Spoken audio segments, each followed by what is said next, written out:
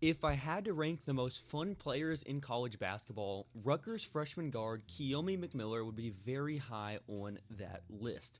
For some basic information, if you aren't familiar with Kiyomi, she was a number 27 recruit in the 2024 high school class, Rutgers' highest ranked recruit since Diamond Johnson in 2020. She went to high school at Life Center Academy in New Jersey, which is around an hour from the Rutgers campus. She was also the first high school athlete to sign an NIL deal with Jordan Brand in 2023.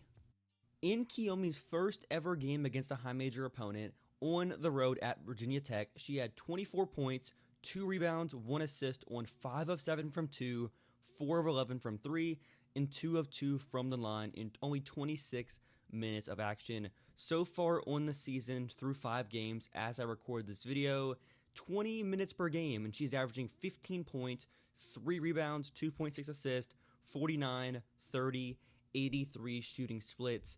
Kiyomi's offensive role within this Rutgers scheme is whenever she is in the game, the ball is in her hands and she is cooking something up. So like for her shot distribution this season, 61% of her field goal attempts are taken on pull-up jumpers.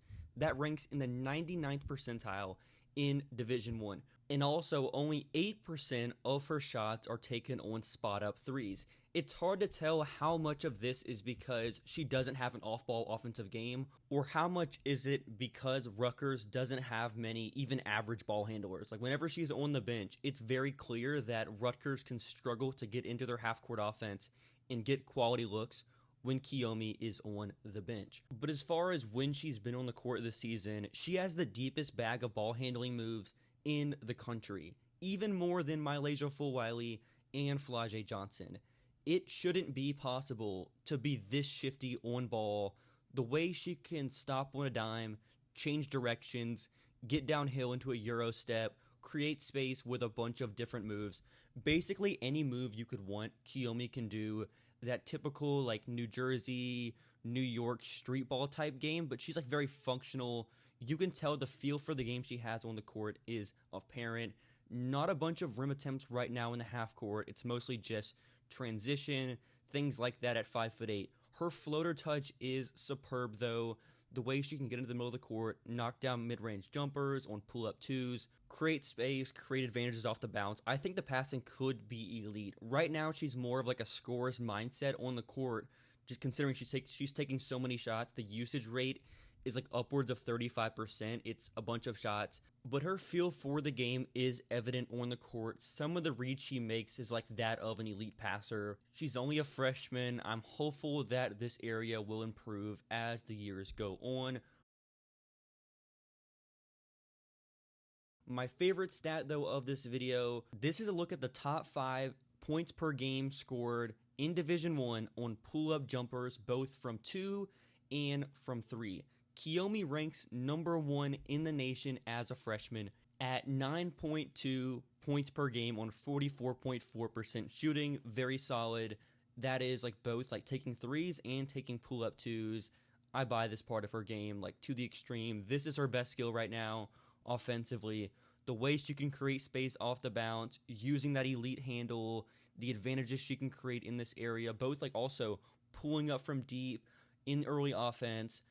There's just a rare combination of skills she has offensively. Will she average 9.2 points per game on pull-up jumpers over an entire season? Probably not. I would be surprised if that was the case. But still, LSU hasn't played a tough non-conference schedule whatsoever. They haven't played a team as good as Virginia Tech so far this season, like Rutgers has, and Flau'jae is number 2 at 8.3 points per game, and her volume in the mid-range is also historic stuff, similar to Kiyomi.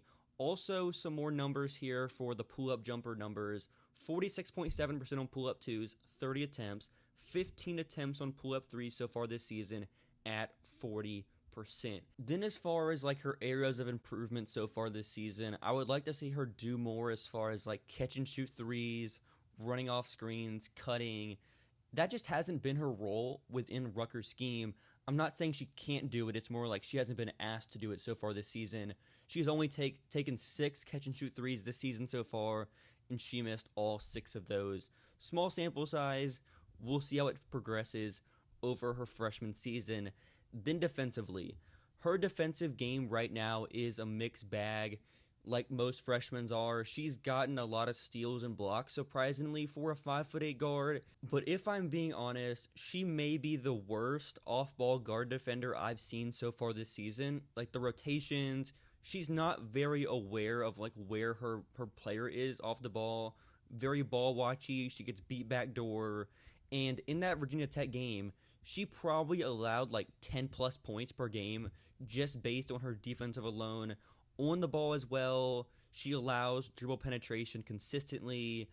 I'm kind of like curious how much of it is it communication between her teammates? How much is it like her not understanding the schemes? How much is it like just being a freshman and like kind of working through those things like with the scheme and the communication piece? It's interesting. Like we'll see how it develops this season. Hopefully it improves because the offensive game, the skills she has as just like a fun scorer that has some passing upside as well. There is a bunch of intriguing stuff with Kiyomi as a future draft prospect. Only a freshman, she will not be in the draft for 4 more years. There is a ton of time for her to continue developing. It's fun though. Seeing a player go to Rutgers, it's untraditional. Most 5-star recruits like she was go to like Duke, they go to UConn, they go to USC, South Carolina.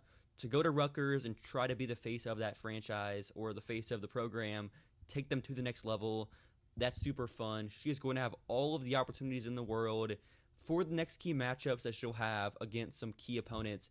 On December 8th, they play Wisconsin, who is a solid team in the Big Ten. Not a great, phenomenal team, but they do have Sarah Williams, who's one of the better defensive bigs in the conference. Also, December 29th, they have a juggernaut 3-game stretch over a week span. This does not look fun. Ohio State, Maryland, and USC within a 1-week stretch.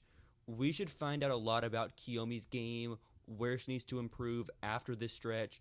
Having to play, I assume Juju will be guarding her in that game. Shai Sellers will be guarding her in that game. We'll see what Ohio State throws at her defensively.